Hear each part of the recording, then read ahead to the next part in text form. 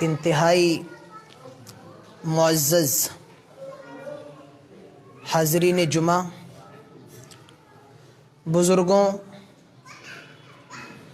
نوجوان دوستوں اور پیارے بچوں، سب سے پہلے ہر قسم کی تعریف و توصیف، کبریائی اور بڑائی، عزت و بزرگی صرف اور صرف اللہ رب العزت کے لیے ہے، جس نے ہم سب کو انسان بنایا ہے، اور انسان بنانے کے بعد سب سے بڑا احسان یہ کیا کہ ہم سب کو مسلمان بنایا ہے۔ وہی رب العالمین ہے، وہی رب السماوات والارض ہے، وہی خالق کائنات ہے، اور وہی علی کل شیء قدیر ہے۔ بعدہ قیامت کی صبح تک بے شمار، لا تعداد، بے گنتی، بے حساب درود و سلام نازل ہوں تمام نبیوں پر، تمام رسولوں پر، بالعموم اور بالخصوص ہمارے اور آپ کے پیارے نبی جناب محمد رسول اللہ صلی اللہ علیہ وسلم پر، اللہم صلی وسلم وبارک علیہ۔ آج جمعہ کا دن ہے، اور جمعہ کے دن ہم سب کو یہ چاہیے کہ سورہ کہف کی تلاوت ضرور کریں۔ اللہ کے نبی فرماتے ہیں، جو شخص جمعہ کے دن سورۃ الکہف کی تلاوت کرتا ہے، آئندہ آنے والے جمعہ تک اس کے لیے ایک نور ہوتا ہے، اس کے لیے ایک روشنی ہوتی ہے۔ اور اللہ کے نبی فرماتے ہیں، من حفظ 10 آیات من اول سورۃ الکہف عصم من الدجال۔ جو سورہ کہف کی ابتدائی 10 آیتیں یاد کر لے، حفظ کر لے، پیارے نبی فرماتے ہیں اسے دجال کے فتنے سے محفوظ کر لیا جائے گا۔ اور ایک روایت میں یہ آتا ہے کہ جو آخر کی 10 آیتیں یاد کر لے یا آخر کی 10 آیتیں پڑھ لے، اسے بھی دجال کے فتنے سے محفوظ کر لیا جائے گا۔ سورہ کہف یہ قرآن کے بیچ میں ایک سورت ہے، 15ویں پارے کے اندر۔ کہف کا معنی ہوتا ہے غار کے، گفا کے۔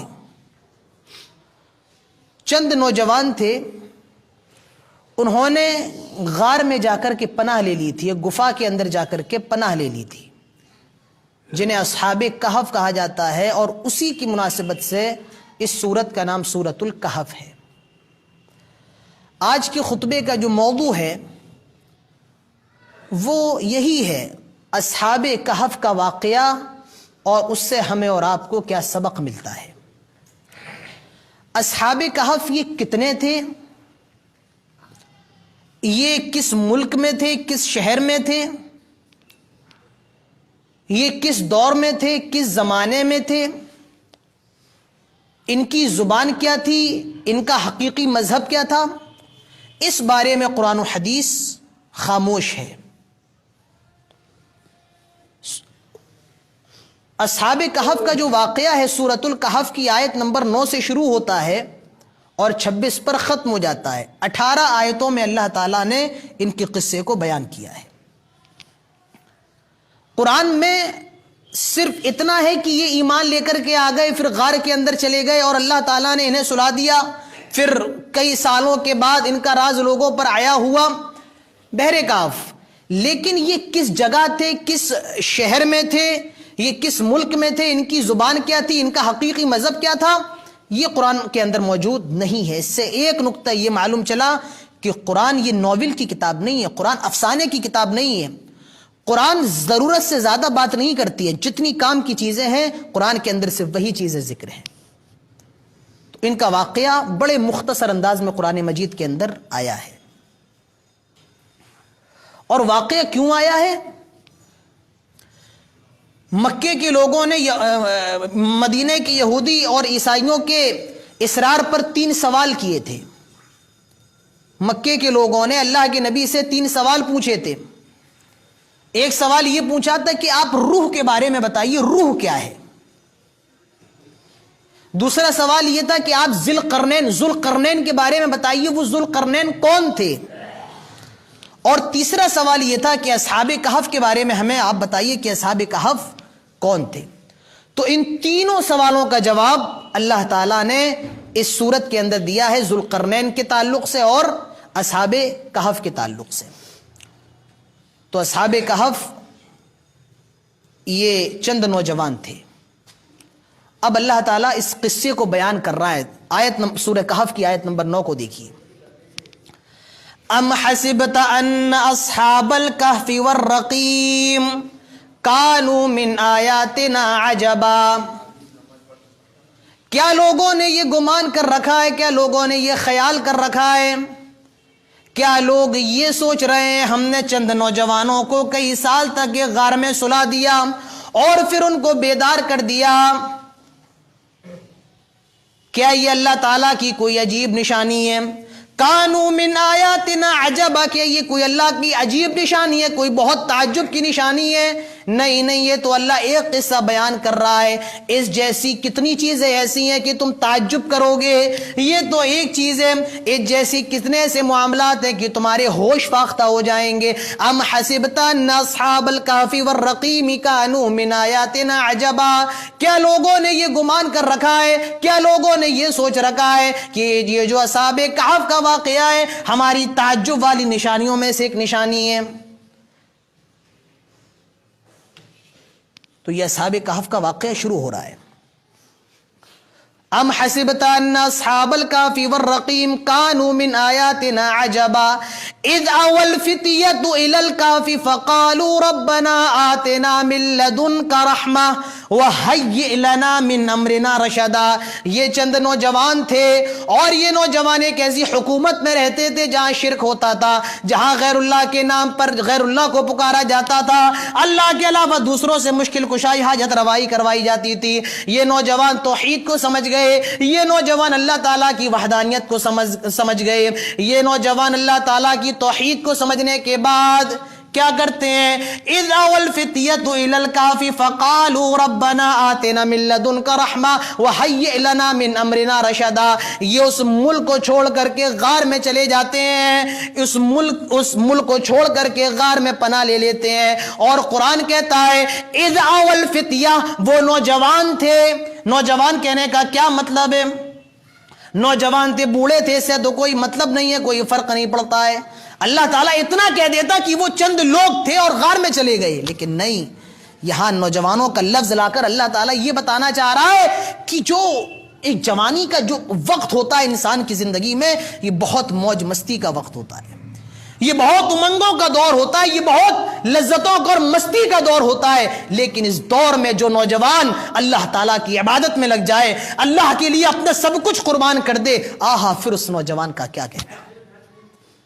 اللہ کے نبی فرماتے ہیں قیامت کے دن جب کوئی سایہ نہیں ہوگا تو 7 قسم کے لوگ جو اللہ کے عرش کے سائے میں ہوں گے، اس میں وہ بھی ہوگا شاب نشا فی عبادت اللہ، وہ نوجوان جس نے اپنی جوانی کو اللہ کی عبادت میں گزارا ہو. تو نوجوان کا لفظ لا کر کے اللہ تعالیٰ بتا رہا ہے کہ جوانی میں عبادت کی کتنی اہمیت ہے. اذ اوى الفتية الى الكهف فقالوا ربنا آتنا من لدنك رحمة. یہ بھاگ کر کے غار میں چلے گئے اور اپنے رب سے دعا کر رہے ہیں من لدنک رحمہ وہیئ لنا من امرنا رشدا. آئے اللہ ہمیں اپنی رحمت سے ڈھانپ لے اور اللہ ہمارے معاملے میں آسانی فرما. ہم نے صرف تیری توحید کے لیے، حق بات کی دعوت کے لیے اور کلمے کے لیے ہم نے اپنے ملک کو چھوڑ دیا، اپنے شہر کو چھوڑ دیا، ظالم بادشاہ سے بھاگے بھاگے آ رہے ہیں، پوری قوم ہمارے پیچھے لگی ہوئی ہے. آئے اللہ اپنی خاص مدد نازل فرما. آئے اللہ ہم تجھ سے یہ دعا کر رہے ہیں وَهَيِّئْ لَنَا مِنْ أَمْرِنَا رَشَدًا. آئے اللہ ہمارے لیے آسانیاں فرما، ہمیں اپنی رحمت سے ڈھانپ لے. میرے پیارے ساتھیوں، اس سے ایک نقطہ یہ بھی معلوم چلا، آئے لوگوں جب بھی مصیبت میں آ جاؤ، جب بھی پریشانیوں میں آ جاؤ تو یاد رکھو اگر تمہیں کوئی بچانے والا ہے تو وہ اللہ ہے. اور اسی لیے دعا کو ڈھال بنا لو، دعا کو ذریعہ بنا لو. جب بھی مصیبت آن پڑے اللہ سے دعا کرنے لگ جاؤ، جس طریقے سے یہ اصحاب کہف کر رہے ہیں، غار کے اندر ہے اور اللہ سے دعا کر رہے ہیں، آئے اللہ سارے لوگ ہمارے پیچھے پڑے ہیں، آئے اللہ ہمارے معاملے میں آسانی فرما، ہمارے لیے خیر کا معاملہ فرما۔ اللہ تعالیٰ فرماتا ہے فَضَرَبْنَا عَلَىٰ آذَانِهِمْ فِي الْكَهْفِ سِنِينَ عَدَدًا، یہاں انہوں نے دعا کی، اللہ تعالیٰ نے ان کی دعا کو فوراً قبول کر لیا۔ معلوم یہ کہ جب بندہ سچے دل سے اللہ سے دعا کرتا ہے تو اللہ تعالیٰ فوراً قبول بھی کرتا ہے۔ انہوں نے دعا کی، فوراً فَضَرَبْنَا عَلَىٰ آذَانِهِمْ فِي الْكَهْفِ سِنِينَ عَدَدًا، ہم نے ان کے کانوں پر پردے ڈال دیے اور کئی سال تک سوتے رہے، کئی سال تک یہ سوتے رہے۔ فضربنا على آذانهم في الكهف سنين عددا ثم بعثناهم لنعلم أي الحزبين أحصى لما لبثوا أمدا۔ اب دیکھیے یہ تو واقعے کا جو ہے ایک اللہ نے چھوٹا سا رخ بیان کیا، اب اللہ تعالیٰ اس واقعے کو اور کھول کر کے بیان کر رہا ہے۔ قرآن پڑھیے روحیں معطر ہو جائیں گی۔ اب دیکھیے واقعہ کیا ہے، اصل واقعہ پورا مفصل طور پہ اللہ تعالیٰ فرماتا ہے نحن نقص علیک نبأہم بالحق انہم فتیۃ آمنوا بربہم وزدناہم ہدی۔ اے نبی اب ہم بہت ہی زیادہ، اب ہم آپ کے سامنے بالکل حق کے ساتھ قصہ بیان کر رہے ہیں۔ نحن نقص علیک نبأہم بالحق، ہم اصحاب کہف کا قصہ بالکل رائٹ بیان کر رہے ہیں۔ لوگ اصحاب کہف کے بارے میں کچھ بھی کہتے رہے، وہ کچھ بھی کہہ رہے ہیں، لیکن ہم جو بیان کر رہے ہیں وہ بالکل صحیح ہے۔ اب اللہ تعالیٰ فرماتا ہے انہم فتیۃ آمنوا بربہم وزدناہم ہدی، وہ چند نوجوان تھے، انہم فتیۃ آمنوا بربہم وزدناہم ہدی، یہ اپنے رب پر ایمان لے کر کے آ گئے اور ہم نے ان کی ہدایت میں اور اضافہ کر دیا۔ دراصل بتایا یہ جاتا ہے کہ تاریخ کے اندر جو باتیں ملتی ہیں ان کا جو زمانہ ہے وہ حضرت عیسیٰ علیہ السلام کے بعد کا ہے، اور بعض تاریخی روایتوں میں یہ چیزیں ملتی ہیں کہ ان کا زمانہ حضرت عیسیٰ سے پہلے کا زمانہ ہے، اور ان کے وقت کا جو بادشاہ تھا اس کا نام تھا دقیانوس، اور وہ مشرک تھا، پوری حکومت پوری سلطنت مشرک تھی۔ یہ اسلام سمجھ گئے، توحید سمجھ گئے۔ اب دیکھیے انہم فتیۃ آمنوا بربہم وزدناہم ہدی، ہم نے ان کے ہدایت میں اضافہ کر دیا۔ وربطنا على قلوبهم إذ قاموا فقالوا ربنا رب السماوات والأرض لن ندعو من دونه إلها لقد قلنا إذا شططا۔ یہ بادشاہ وقت کے سامنے کھڑے ہیں، یہ حاکم وقت کے سامنے کھڑے ہیں، یہ سلطان وقت کے سامنے کھڑے ہیں اور اعلان کر رہے ہیں ربنا رب السماوات والأرض لن ندعو من دونه إلها لقد قلنا إذا شططا۔ ہمارا رب تو وہ رب ہے جو آسمان و زمین کا رب ہے، ہمارا رب تو وہ ہے جو زمین کے اندر آسمان کے اندر جتنی بھی چیزیں، جتنا زیادہ ظلم کرنا ہے کر لو، جتنا زیادہ تڑپانا تڑپا لو۔ ایسا کلیجہ کس کے پاس ہو سکتا ہے جو حاکم وقت کے سامنے کہہ رہا ہو کہ میرا رب تو اللہ ہے اور میں تم جن معبودوں کی پوجا کرتے ہو میں اس کو بھی نہیں مانتا ہوں۔ اور یاد رکھیے یہی سب سے بڑا جہاد ہے، یہی سب سے بڑا جہاد ہے۔ ایک صحابی اللہ کے نبی سے کہتے ہیں ای الجہاد افضل، اللہ کے نبی سب سے اچھا جہاد کون سا ہے؟ اللہ کے نبی فرماتے ہیں سب سے اچھا جہاد یہ ہے کہ تم توحید کی آواز بلند کرو عند سلطان جائر، ظالم اور جابر بادشاہ کے سامنے۔ سب سے بڑا جہاد تو یہی ہے۔ کیوں؟ آدمی شہید ہو گیا ٹھیک ہے، اسے شہید کہا جائے گا، یا آدمی اگر شہید نہیں ہوا جنگ سے لوٹ آئے اسے غازی کہا جائے گا، لیکن جو شخص بادشاہ وقت کے سامنے جب توحید کی دعوت دیتا ہے تو اسے معلوم نہیں رہتا کہ میرا انجام کیا ہونے والا ہے، میرا انجام کیا ہونے والا ہے۔ انہوں نے صاف اعلان کر دیا کہ ہم اللہ کو مانتے ہیں اور اس کے علاوہ کسی کو نہیں مانتے۔ اور ایک نقطہ بتاؤں، اس آیت کے شروع میں ہے، قرآن پڑھیے دماغ کی نسیں کھل جائیں گی۔ قرآن پڑھیے، یہ جو نوجوان تھے اور یہ کھڑے ہو گئے تھے اس کے سامنے اور اللہ کی توحید کا اقرار کیا، اللہ فرماتا ہے ان کا کوئی کمال نہیں تھا، ان کا کوئی کمال نہیں تھا۔ وَرَبَّطْنَا عَلَىٰ قُلُوبِهِمْ، ہم نے ان کے دلوں کو مضبوط کر دیا تھا۔ ہم نے ان کے دلوں کو باندھ دیا تھا, ان کے دلوں کو مضبوط کر دیا تھا. کس کے لیے؟ بادشاہ وقت کے سامنے اللہ کی توحید کا اقرار کرنے کے لیے. معلوم یہ چلا ایک انسان کتنی بھی بڑی بات کر لے, کتنی بھی اچھی بات کر لے, لیکن وہ تبھی کر سکتا ہے جب تک کہ اللہ تعالیٰ کی طرف سے اس کو حکم نہ ہو اور اللہ تعالیٰ اس کو اس بات کہنے کی توفیق نہ دے. اللہ تعالیٰ فرماتا ہے وَرَبَّطْنَا عَلَىٰ قُلُوبِهِمْ اِذْ قَامُوا فَقَالُوا رَبُّنَا رَبُّ السَّمَاوَاتِ وَالْأَرْضِ لَن نَّدْعُوَ مِن دُونِهِ إِلَٰهًا لَقَدْ قُلْنَا إِذًا شَطَطًا. اللہ تعالیٰ فرماتا ہے ہم نے ان کے دلوں کو مضبوط کر دیا اور انہوں نے بادشاہ وقت کے سامنے یہ اعلان کر دیا کہ ہمارا رب صرف اللہ ہے, ہم اللہ کے علاوہ کسی کو نہیں پکاریں گے. لَقَدْ قُلْنَا إِذًا شَطَطًا. اگر ہم اللہ کے علاوہ کسی اور کو پکارنے لگ جائیں, اگر ہم اللہ کے علاوہ کسی اور سے بیٹا بیٹی مانگنے لگ جائیں, لقد قلنا اذن شططا, تو یہ تو اللہ تعالیٰ پر سب سے جھوٹی بات ہوگی, یہ تو اللہ تعالیٰ پر سب سے بڑا الزام ہوگا, یہ تو اللہ تعالیٰ پر سب سے بڑی غلط بات ہوگی. معلوم یہ چلا دنیا کا سب سے بڑا جھوٹ شرک ہے. آدمی اگر اللہ کے ساتھ کسی کو شریک کرتا ہے یا اللہ کے علاوہ کسی کی عبادت کرتا ہے تو وہ دنیا کا سب سے جھوٹا آدمی ہے. کھلا اللہ رہا ہے, پلا اللہ رہا ہے, پلا اللہ رہا ہے, اور آدمی کسی اور کے سامنے جھکے, یہ دنیا کا سب سے بڑا فریب ہے, یہ دنیا کی سب سے بڑی بے وفائی ہے. تو یہ نوجوان تھے, یہ چپکے سے ملک سے باہر نکل گئے, شہر سے باہر نکل گئے. پہلے انہوں نے توحید کی دعوت دی. هؤلاء قوم اتخذوا من دونه آلهة لولا يأتون عليهم بسلطان بين فمن أظلم ممن افترى على الله كذبا وإذ اعتزلتموهم وما يعبدون إلا الله فأووا إلى الكهف ينشر لكم ربكم من رحمته ويهيئ لكم من أمركم مرفقا. یہ اس ملک سے باہر نکل گئے, شہر سے باہر نکل گئے, اب یہ آ کر مشورہ کر رہے ہیں ہم نے تو ملک کو چھوڑ دیا ہے, ہم نے تو ان معبودوں کو بھی چھوڑ دیا ہے, ہم نے معبودوں کی عبادت کرنے والوں کو بھی چھوڑ دیا ہے, اب کیا کیا جائے, کہاں جایا جائے. یہ لوگ مشورہ کرتے ہیں اور مشورے میں یہ نتیجہ نکلا فَأْوُوا إِلَى الْكَهْفِ يَنشُرْ لَكُمْ رَبُّكُم مِّن رَحْمَتِهِ. ایسا کرو کسی غار میں چلے جاتے ہیں اور کچھ دن کے لیے غار میں پناہ لے لیتے ہیں, ایسا کرو کسی غار میں انڈر گراؤنڈ ہو جاتے ہیں اور کچھ دن کے بعد بھاگ جائیں گے, اللہ تعالیٰ ہمیں اپنی رحمت نصیب فرمائے گا اور ہمارے معاملے میں آسانی فرمائے گا. یہ لوگ ایک بڑے سے پہاڑ کی ایک گفا میں چلے گئے, غار میں چلے گئے. اب یہ گفا میں چلے گئے, غار میں چلے گئے اور یہ لیٹ گئے. ظاہر سی بات ہے اتنی دور سے تھک ہار کر کے آ رہے ہیں, یہ لیٹ گئے اور جب لیٹے تو ان کو نیند آ گئی. یہ لیٹے ہوئے اور 1 گھنٹہ نہیں, 2 گھنٹے نہیں, سال گزر رہے ہیں. سال 10 سال گزر گئے, 20 سال گزر گئے, 30 سال گزر گئے, 100-200 سال گزرتے جا رہے ہیں. اللہ تعالیٰ فرماتا ہے وَتَرَى الشَّمْسَ إِذَا طَلَعَتْ تَزَاوَرُ عَنْ كَهْفِهِمْ ذَاتَ الْيَمِينِ وَإِذَا غَرَبَتْ تَقْرِضُهُمْ ذَاتَ الشِّمَالِ وَهُمْ فِي فَجْوَةٍ مِّنْهُ.